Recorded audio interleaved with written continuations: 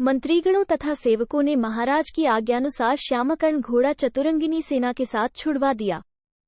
महाराज दशरथ ने देश देशांतर के मनस्वी, तपस्वी, विद्वान ऋषि मुनियों तथा वेदविज्ञ प्रकांड पंडितों को यज्ञ संपन्न कराने के लिए बुलावा भेज दिया।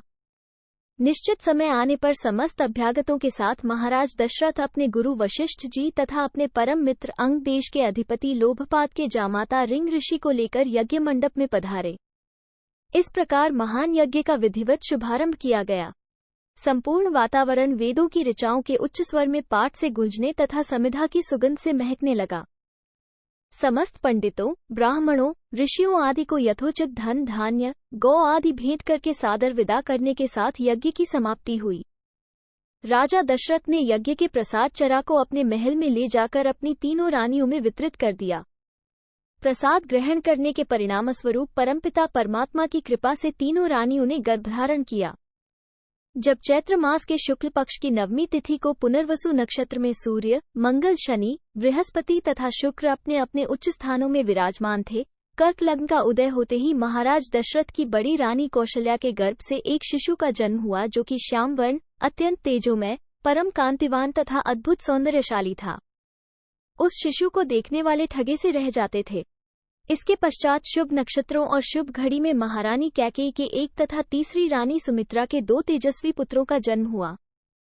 संपूर्ण राज्य में आनंद मनाया जाने लगा। महाराज के 4 पुत्रों के जन्म के उल्लास में गंधर्व गान करने लगे और अप्सराएं नृत्य करने लगी। देवता अपने विमानों में बैठकर पुष्प वर्षा करने लगे। महाराज ने उन्मुक्त हस्त से राजद्वार पर आए हुए भाट, चारण तथा आशीर्वाद देने वाले ब्राह्मणों और याचकों को दान दक्षिणा दी।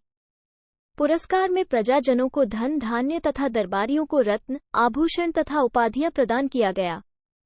चारों पुत्रों का नामकरण संस्कार महर्षि वशिष्ठ के द्वारा कराया गया तथा उनके नाम रामचंद्र, भरत, लक्ष्मण और शत्रुघ्न रखे गए।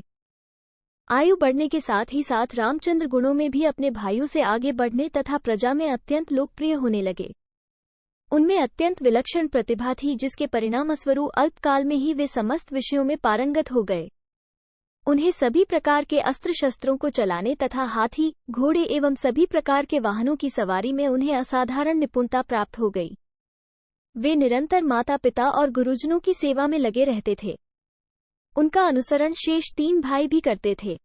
गुरुजनों के प्रति जितनी श्रद्धा भक्ति इन चारों भाइयों में थी, उतना ही उनमें परस्पर प्रेम और सौहार्द भी था। महाराज दशरथ का हृदय अपने चारों पुत्रों को देखकर गर्व और आनंद से भर उठता था।